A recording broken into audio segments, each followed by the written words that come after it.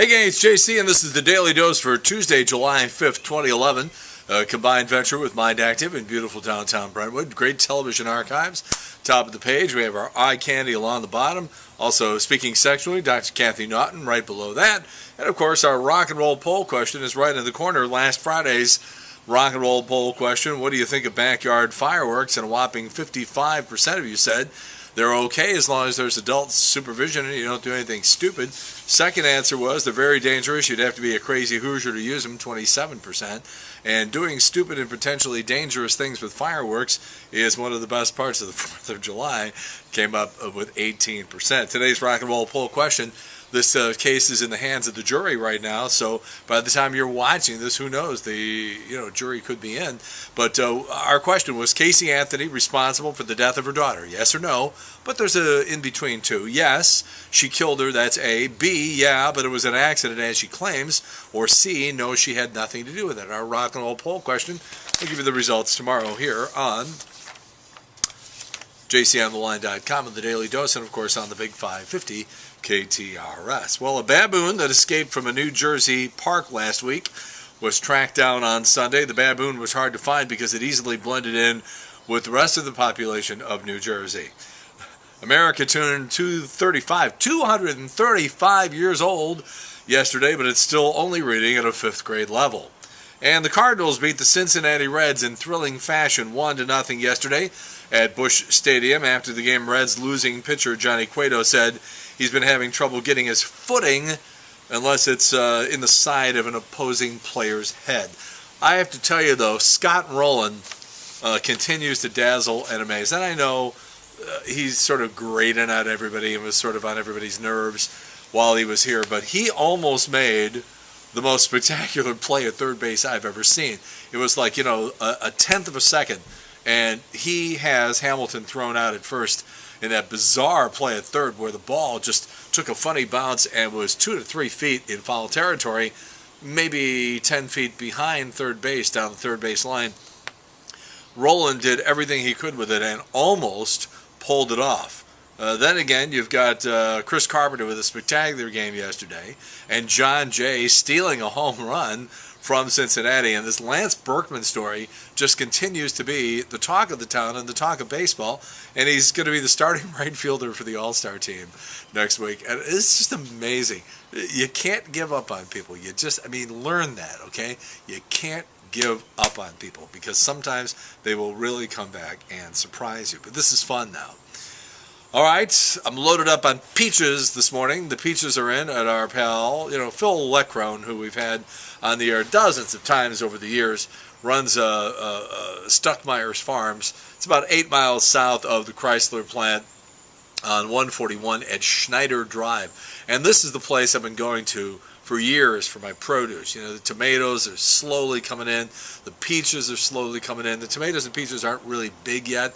They're very flavorful, and they're getting there, and over the course of the next month, it's just fantastic. And the corn is fabulous, and just all the produce that they have there. So we went there and loaded up, and we'll have Phil on the air next week, sort of talk about what's doing as far as farms are concerned. And as I was driving back, I was coming up 270, and I see a guy, probably in his 60s.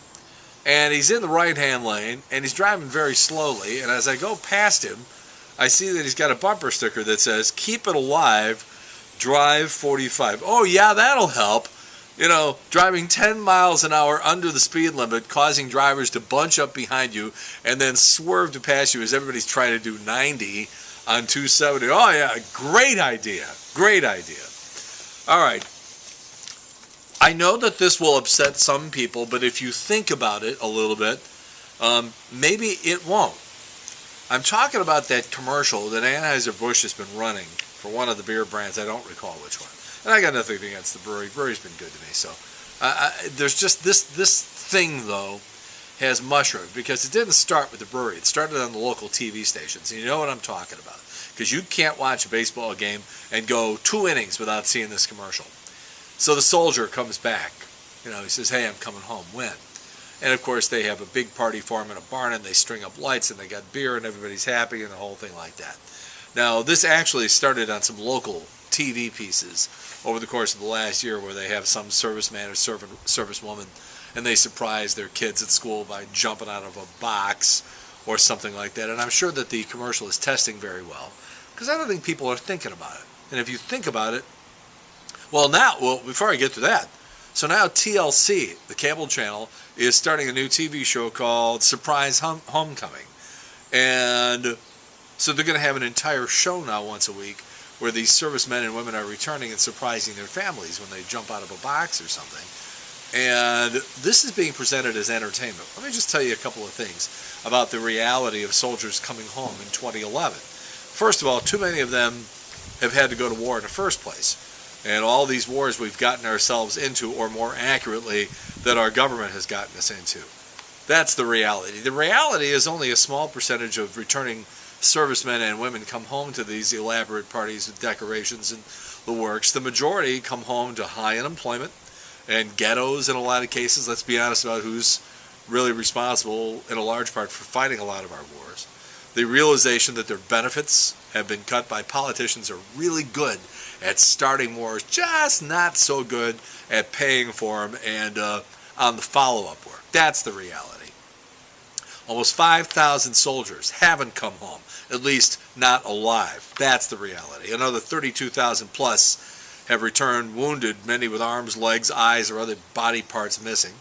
A record-breaking 245 American soldiers committed suicide in 2009. That's the last year that the numbers are available. And more U.S. soldiers are dying from drug overdoses, suicide, murder, and accidents than from combat. So that's the reality. So don't give me some producer on TLC who, a year ago was producing John and Kate Plus 8 and try to put together a reality show to entertain us with these stories. I ain't buying it. I don't like the commercial. And if you think about it for a few minutes, maybe you'll agree with me too. Harry Potter's a drunk. Man, oh man, Daniel Radcliffe, Harry Potter since he was 11 years old, says that he became an alcoholic at the age of 18. And so now I don't know if they're going to do another Harry Potter movie. What, Harry Potter and the Midnight Run to dirt cheap liquors? Randy Jackson, we're talking about Michael's brother, not the one from American Idol, claims that Tina Turner shot him back in the 1980s because he caught her messing around with his girlfriend. Well, Lottie frickin' da. I guess we'll now wait for a comment from the Tina Turner camp, huh? That could be fun. You seen the movie Bridesmaids with Kristen Wiig from Saturday Night Live? Entertaining movie. I wouldn't say it's the funniest movie I've ever seen, but it's very entertaining. It's got some funny scenes. It's earned $153 million through yesterday, which makes it the highest grossing R-rated female comedy of all time. Previous record was Sex and the City. Give me a break. New Transformers movie dominated 4th of July weekend. Let's see here. Worldwide, $372 million. The Larry Crown movie. When's the last time you saw a Tom Hanks movie debut in 4th place? You could smell that one from here. Curious to see what Eric Mink is going to have to say about that in the 1 o'clock hour today on the Big 550 KTRS. In honor of the 4th of July, Gibson.com, the people who make the guitars, they put together a list of the top 50 American rock bands of all time. Okay, so the top 50 American rock bands of all time. Here's the top 25, going from 25 to number 1. Number 25, Talking Heads. The Pixies at number 24. X at number 23. Los Lobos, Sonic Youth, Buddy Holly, Wilco, Pearl Jam, Velvet Underground, Lynyrd Skynyrd at 16. The Stooges at 15. CCR, Eagles, Doors, Guns N' Roses, Allman Brothers Band at 10. Beach Boys at 9. Well, they're not a rock band, they're a pop band. REM at 8. Byrds 7. Byrds at 7. I like the Byrds, but 7? Van Halen at 6. Metallica, Ramones, Nirvana at 3. Aerosmith at 2. Number 1, Bruce Springsteen and the E Street Band. Bob Seger and the Silver Bullet Band, not anywhere to be found on the top 25 list. These surveys, I don't know. I think they're just meant to get people talking about the publication or the website or the magazine, and I think sometimes they deliberately leave stuff out just so people will argue about it and talk about it more. Plenty of money in helping this country get chubby and also in getting us all drunk. And more fast food chains are realizing that and multitasking. To name a few, Burger King has 3 locations that now serve beer. Sonic is opening a few up this summer. Starbucks has some in Seattle, and Pizza Hut is experimenting with beer delivery. In New York on Saturday, a group of bikers went on a motorcycle ride. They don't like the idea that New York State makes you wear helmets. So they go without their helmets, and one 55-year-old rider ended up losing control of his bike, went over the handlebars, and died. That's right, he wasn't wearing a helmet, and the investigation determined he would have survived if he had been wearing one. State of Indiana, I lived there for a while. They have banned texting and emailing while driving. Surfing the web, playing games, making a playlist on your iPod while you drive, all still legal. And it was on this date in 1946 that the bikini made its official debut at a Paris fashion show. Is this a great country or what?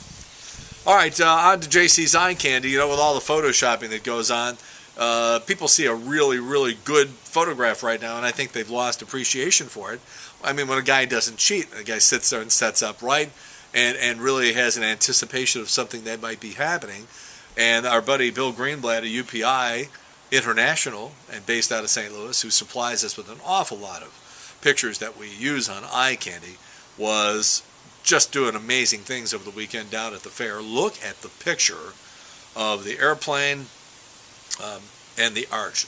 It's right below what you're looking at right now. Also, we got a tight shot of a pretty scary looking eagle. When you see an eagle up close, pretty scary looking. And also, I guess we'll call this the sobering look and a reminder of what happens when you hold on to a firecracker just a bit too long. That's all on Eye Candy, and it's right below what you're looking at right now.